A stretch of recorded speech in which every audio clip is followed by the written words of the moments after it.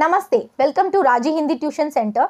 இன்னைக்கு நம்ம class 10ஓட க்ஷிதிஜ் புக்லேருந்து first chapter பார்க்க போகிறோம். அதுதான் நேதாஜி கா சஷ்மா. நேதாஜி கா சஷ்மா எழுதினவர் பேர் ஸ்வயம் பிரகாஷ். ஸ்வயம் பிரகாஷ் ரொம்ப நல்ல ரைட்டர். அவர் இறந்து போனது 2019, ரொம்ப ரீசெண்டாக தான் இறந்துருக்காரு. இந்த ஸ்டோரி அவர் நேதாஜி கா சஷ்மா யாரை பற்றி எழுதியிருக்காங்க அப்படின்னு பார்த்தீங்கன்னா, நேதாஜினா யார்? நமக்கு சுபாஷ் சந்திர போஸ். அவரை பற்றின ஒரு லிங்க் ஆகிற ஒரு கதை தான். சரிங்களா, நம்ம இப்போ இதோட சம்மரி பார்த்துடலாம். हालदार साहब के हर 15वें दिन कंपनी के नाम से एक कस्बे में गुजरना पड़ता था. ஸோ ஹால்தார் சாஹப் இதில் மெயின் கேரக்டர். அவர் தான் யாருன்னா ஒரு ஆஃபீஸர். அவரோட கம்பெனி வேலை விஷயமா ஒரு கஸ்பானா என்னது, ஒரு சின்ன டவுன். அந்த டவுன் வழியாக அவர் அடிக்கடி ஒரு 15 डेज़ ஒன்ஸ் அந்த பக்கம் போகிற மாதிரி வேலை வருமா. कस्बा बहुत बड़ा नहीं था, लेकिन उसमें एक लड़कों का स्कूल, एक लड़कियों का स्कूल, एक कारखाना, 2 ओपन एयर सिनेमा घर और एक नगर पालिका थी. ஸோ அந்த கஸ்பானா அந்த டவுன் ரொம்ப பெருசாக இல்லை. என்னென்ன இருந்தது அப்படின்னா, ஒரு பாய்ஸ் ஸ்கூல், ஒரு கேர்ள்ஸ் ஸ்கூல், கார்கானா ஃபேக்ட்ரி, ஓப்பன் ஏர் சினிமா கர்னது சினிமா ஹால், அதுக்கப்புறம் நகர்பாலிக்கானா மியூனிசிபாலிட்டி இருந்தது. अब नगरपालिका थी तो कुछ ना कुछ करती थी. ஒரு மியூனிசிபாலிட்டின்னு இருந்தால் அந்த ஊருக்கு ஏதாவது ஒன்று பண்ணிக்கிட்டே தானே இருக்கணும். ஸோ அங்கே இருக்கிற ஒரு ஆஃபீஸர் உற்சாகி போர்ட் யா பிரசாசனிக் அதிகாரின்னு அந்த म्यूनिसिपैलिटी இருக்கிற ஒரு ஆஃபீஸர் என்ன பண்ணார்னா, एक बार मुख्य बाजार के मुख्य चौराहे पर नेताजी सुभाष चंद्र बोस जी का एक संगमरमर की प्रतिमा लगवा दी. ஸோ அந்த ஆஃபீஸர் என்ன பண்ணார்னா, அந்த மியூனிசிபாலிட்டியில் இருக்கிற ஆஃபீஸர் என்ன பண்ணார்னா, அந்த ஊரோட முக்கிய சோரானா 4 வழி பிரியும் பார்த்தீங்களா, அதை தான் சோராகான்னு சொல்லுவாங்க. அந்த பாசாரோட பாசார்னது அங்கே இருக்கிற ஒரு மார்க்கெட் ஸ்ட்ரீட்டில் ஒரு மெயினான பிளேஸில் நம்ம சுபாஷ் சந்திர போஸ், நேதாஜி சுபாஷ் சந்திர போஸோட சங்மர்மர்னா என்னது, ஒரு மார்பிள், ஒயிட் மார்பிளில் ஒரு சிலை செஞ்சு அங்கே வைக்க சொன்னாங்க. ஓகேங்களா. ஸோ என்ன சொல்ல வராங்கன்னா, மியூனிசிபாலிட்டியில் இருக்கிற அந்த ஆஃபீஸர் என்ன பண்ணாங்க, அந்த ஊரில் இருக்கிற ஒரு மெயின் மார்க்கெட்டோட ஒரு 4 வழி சாலை, ஓகேங்களா, அந்த இடத்துல ஒரு நம்ம சுபாஷ் சந்திர போஸோட சிலை வைக்க சொன்னாங்க. சரிங்களா. अच्छी मूर्ति की लागत अनुमान और उपलब्ध बजट से कहीं ज़्यादा हो रही थी. ஸோ அவங்க பட்ஜெட் போட ஆரம்பித்தாங்க. பார்த்தா ரொம்ப கூடிருச்சு பட்ஜெட். ஸோ நம்ம ஆக்சுவல் பட்ஜெட்டில் பார்த்தோன்னா ரொம்ப அதிகமாக காசு செலவாயிருங்கிறதுக்காக அவங்க என்ன பண்ணாங்க, अंत में कस्बे के इकलौते हाई स्कूल के ड्राइंग मास्टर को मूर्ति बनाने का काम सौंपा गया. அந்த ஊரில் இருக்கிற ஒரே ஒரு ஹைஸ்கூல், அந்த பாய்ஸ் ஹைஸ்கூலில் இருக்கிற ஒரு டிராயிங் மாஸ்டர், அந்த டிராயிங் மாஸ்டர்கிட்ட இந்த வேலையை ஒப்படைச்சிட்டாங்க. என்னன்னா, நீங்கள் தான் இந்த சிலையை அழகாக ரெடி பண்ணி கொடுக்கணும்னு சொல்லிட்டாங்க. ஓகேங்களா. மூர்த்தி பனானேக்கா காம் சோம்பாக, காம் அப்படின்னா வேலை, சோம்பாகனா உங்களுக்கு ஒப்படைச்சாங்க. மூர்த்தி சுந்தர்த்தி, அந்த சிலை ரொம்ப அழகாக ரெடியாகி வந்தது. என்னன்னா, நம்ம டிராயிங் மாஸ்டர் என்ன பண்ணிட்டாங்க, வரைஞ்சி மூர்த்திக்காருக்கு கொடுத்துட்டாங்க. மூர்த்திக்கார்னா சிலை செய்கிறவங்களும் சிலை செஞ்சு கொடுத்துட்டாங்க. ரொம்ப அழகாக வந்தது. கேவல் ஏக் சீஸ் கி கசர் தி, ஒன்று குறை விட்டுட்டாங்க. கசர் அப்படின்னா ஒன்று விட்டுட்டாங்க. என்னன்னு பார்த்தீங்கன்னா, நேதாஜிக்கு ஆங்க் பர் சஷ்மா நஹி தா. நம்ம எல்லா சிலையிலையும் நீங்கள் பார்த்துருப்பீங்க, சுபாஷ் சந்திர போஸ்ஜியோட சிலையில் கண்ணில் ரவுண்டாக என்ன போட்டிருப்பாங்க, ஸ்பெக்டக்கிள்ஸ், கண்ணாடி போட்டிருப்பாங்க. ஆனால் அதில் என்ன இல்லை, இவங்க செஞ்ச சிலையில் அந்த சஷ்மா இல்லை. एक सचमुच के चश्मे का चौड़ा काला फ्रेम मूर्ति पर पहना दिया. அதுக்கப்புறம் என்ன பண்ணாங்க, சரி வேறு வழி இல்லை, இதுக்கப்புறம் நம்ம சிலையை மாற்ற முடியாதுங்கிறதுக்காக சோடா காலா ஃப்ரேம் அப்படின்னா நல்ல ஒரு பட்டையான ஒரு பிளாக் கலரில் ரெக்டாங்குலர் ஃப்ரேமை என்ன பண்ணிட்டாங்க, அந்த சிலையில் மாட்டி விட்டுட்டாங்க. ஒரு ஒரிஜினல் கண்ணாடி, ஒரு ஒரிஜினல் ஸ்பெக்டிக்கல்ஸ் என்ன பண்ணிட்டாங்க, அந்த கல்லில் செஞ்ச சிலைக்கு மாட்டி விட்டுட்டாங்க. அப்போ என்ன ஆகுதுன்னா, हालदार साहब ने पहली बार मूर्ति को देखा तो सोचा, वाह भाई यह आइडिया भी ठीक है. So Haldar Sahab first time அந்த வழியாக போகிறப்ப அவர் பார்த்துட்டு அந்த சிலையை பார்த்துட்டு, பரவாயில்ல இந்த ஐடியாவும் நல்லா இருக்கே அப்படின்னு யோசிக்கிறார். மூர்த்தி பத்தர் கி थी लेकिन ரியல் சஷ்மா था. அந்த சிலை கல்லில் செஞ்சுருக்காங்க, ஆனால் கண்ணாடி மட்டும் எப்படி போட்டிருக்காங்க, ஒரிஜினல் கண்ணாடி போட்டிருக்காங்க. दूसरी बार हालदार साहब कस्बे से गुजरे तो मूर्ति पर तार के फ्रेम वाला चश्मा था. नेक्स्ट टाइम அந்த வழியாக போகிறப்ப அந்த மூர்த்தினானது சிலை, அந்த சிலையில் तार का फ्रेम और வித்தியாசமான ஃப்ரேம்ல இருக்கிற ஒரு கண்ணாடி இருந்தது. तीसरी बार फिर नया चश्मा था. மூணாவது தடவை போறப்ப வேற ஒரு கண்ணாடி இருந்தது. इस बार वे पान वाले से पूछ ही बैठे कि नेताजी का चश्मा हर बार बदल कैसे जाता है. அந்த சிலை இருக்கிற பக்கத்திலே வந்து ஒரு பான்வாலா இருந்தார். பான்வாலானது பீடா விற்கிறவர். ஓகேங்களா, அந்த பீடா விற்கிறவர்கிட்ட கேட்குறாரு. பான்னா பீடா. ஓகேங்களா, அந்த பான் விற்கிறவர்கிட்ட அந்த கடைக்காரர்கிட்ட போய் கேட்குறாரு, இது என்ன ஒவ்வொரு தடவை கண்ணாடி மாறுது, நான் வர்றப்பெல்லாம் எப்படி இது சேஞ்ச் ஆகுது. அப்போ வந்து பான்வாலா என்ன சொல்கிறாருன்னா, பான்வாலான்னு பத்தாயா கி கேப்டன் சஷ்மேவாலா ஏசா கட்தா ஹை. அப்போ தான் நம்மளோட ரெண்டாவது மெயின் கேரக்டர் வராங்க. அந்த பான்வாலா என்ன சொல்கிறாருன்னா, இந்த கேப்டன் சஷ்மேவாலா அப்படின்னு சொல்லிட்டு ஒருத்தவன் இருக்காரு, அவர் தான் வந்து என்ன பண்ணுறாரு, இந்த கண்ணாடி எல்லாமே மாற்றுறாரு.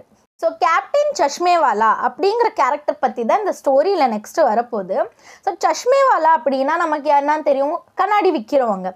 ஸோ அந்த கேப்டன் சஷ்மேவாலா பற்றி பேரை கேட்டோன்னே நம்ம ஹால்தார் சாஹப் என்ன புரிஞ்சுக்கிட்டாருன்னா, ஸோ ஹால்தார் சாஹப் சமஜ் கயனா புரிஞ்சுக்கிட்டாரு கி चश्मे वाले को नेताजी की मूर्ति बिना चश्मे के बुरी लगती होगी. அவருக்கு வந்து நம்ம நேதாஜியோட சிலை கண்ணாடி இல்லாமல் பார்க்குறது பிடிக்காது போல. इसलिए अपने उपलब्ध फ्रेमों से एक को वह नेताजी की मूर्ति पर फिट कर देता होगा. அதனால் அவர்கிட்ட உப்லப்துனா அவைலபிள், அவர்கிட்ட இருக்கிற ஏதோ ஒரு ஃப்ரேமை என்ன பண்ணுவார், அந்த கேப்டன் சஷ்மேவாலா நேதாஜியோட சிலைக்கு மாட்டி விட்டுருவாராம்.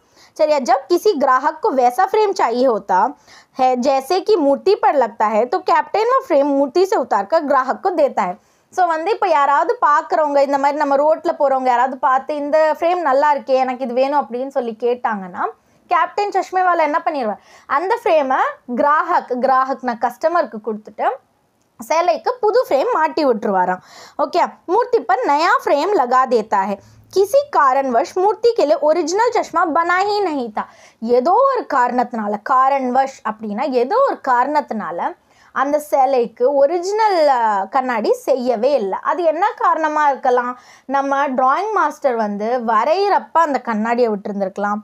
இல்லைன்னா நம்ம மூர்த்திக்கார்னா யார், சிலை செய்கிறவர், அவர் என்ன பண்ணியிருந்துருக்கலாம், அந்த சிலையில் கண்ணாடியை போடாமல் அந்த சிலையை செதுக்காமல் விட்டுருந்துருக்கலாம். ஆனால் அந்த சிலைக்கு கண்ணாடி வந்து கரெக்டாக அவைலபிள் ஆகிட்டே இருக்குது. அதுதான் யாருனால, கேப்டன் चश्मा वाले नाला. ओकेंगला, हालदार साहब ने पान वाले से जानना चाहा कि कैप्टन चश्मे वाला नेताजी का साथी है या आज़ाद हिंद फौज का भूतपूर्व सिपाही. उसने बताया कि वह लंगड़ा क्या फौज में जाएगा. ஸோ வந்து என்ன ஆகுது, நெக்ஸ்ட் ஹால்தார் சாஹப் அடுத்த தடவை ஊருக்கு வர்றப்ப, அந்த கஸ்பாக்கு வர்றப்ப பான்வாலா கிட்ட கேட்குறாரு, அந்த கேப்டன் சஷ்மேவாலா, ஏன்னா கேப்டன்னு பேர் இருக்குல்ல, கேப்டன்னு பேர் வச்சாலும் நம்ம என்ன நினைப்போம், சரி அவங்க வந்து ஆர்மியில் இருந்திருப்பாங்க போல் அப்படின்னு நினைப்போம்ல. அதே மாதிரி தான் ஹால்தார் சாஹப் நினச்சி கேட்குறப்ப என்னன்னு கேட்குறாரு, அவர் வந்து நம்ம நேதாஜி கூட அந்த போராட்டத்தில் இருந்தாராம், இல்லை அவர் வந்து பூத்பூர்வ சிப்பாஹி அப்படின்னா எக்ஸ் ஆர்மி மேனா அப்படின்னு கேட்குறாரு. ஆனால் நம்மளுக்கு பதில் என்ன வருது, நம்ம பான்வாலா கிட்டேருந்து என்ன பதில் வந்து, வஹ லங்கடா கியா ஃபௌஜ் மே ஜாயேகா. லங்கடா அப்படின்னா ஹேண்டிகேப்டு, அப்படின்னா அவருக்கு ஒரு கால் இல்லைன்னு அர்த்தம். அவர் என்ன ஃபௌஜ் அப்படின்னா ஆர்மி, அவன் என்ன ஆர்மியில் போக போகிறான்னு ரொம்ப கிண்டல் பண்ணுற மாதிரி இழிவாக பேசுகிறாரு. यह तो उसका पागलपन है. पागलपन அப்படின்னா क्रेजीनेस. ஓகேங்களா, हालदार साहब को पान वाले द्वारा एक देशभक्त का मजाक उड़ाया जाना अच्छा नहीं लगा. कैप्टन चश्मा वाला की दुकान नहीं थी. ஸோ வந்து ஹால்தார் சாஹாபுக்கு இந்த மாதிரி ஒரு பான்வாலா, தேஷ்பக்த் அப்படின்னா பேட்ரியாட்டிக் பர்சன் அர்த்தம். நம்ம தேசப்பற்று, நாட்டுப்பற்று உள்ளவர்கள். அந்த நாட்டுப்பற்று உள்ள ஒரு நம்ம கேப்டன் சஷ்மாவாலாவை அந்த பான்வாலா என்ன பண்ணார், ரொம்ப கிண்டல் பண்ணி பேசுகிறது ஹால்தார் சாஹாபுக்கு சுத்தமாக பிடிக்கலை. அப்படி பிடிக்காமல் இருந்தது அவருக்கு. கேப்டன் சஷ்மேவாலா பற்றி இன்னும் கேட்குறப்ப என்ன தெரிஞ்சதுன்னா, கேப்டன் சஷ்மேவாலாக்கு என்ன இல்லையா, கடையெல்லாம் இல்லையா, அவர் फेरी लगाकर चश्मे बेचता. फेरी लगाकर அப்படின்னா ஒரு ஸ்ட்ரீட் வெண்டர், அப்படின்னா ஒரு குச்சியில் நிறைய கண்ணாடி, ஒரு அட்டையில் நிறைய கண்ணாடியை வச்சுட்டு அப்படியே நடந்துக்கிட்டே விற்கிறவராமா. चलिए, 2 साल के भीतर हवलदार साहब ने नेताजी की मूर्ति पर कई तरह के चश्मे देखे. 2 வருஷத்தில் அவர் நேதாஜியோட அந்த சிலையில் நிறைய கண்ணாடிகள் சேஞ்ச் ஆகிறத பார்த்தாராம். एक बार जब हवलदार साहब कस्बे से गुजर रहे थे तो मूर्ति पर कोई चश्मा नहीं था. நம்ம டெய்லி வந்து ஒரு வழியாக போகிறப்ப ஒரு விஷயத்த நம்ம கவனிப்போம், திடீர்னு அந்த விஷயம் இல்லைன்னா நம்மளுக்கு அது தனியாக தெரியும். அதே மாதிரி ஹால்தார் சாப் அந்த பக்கமாக போகிறப்ப காரில் தான் போவார்.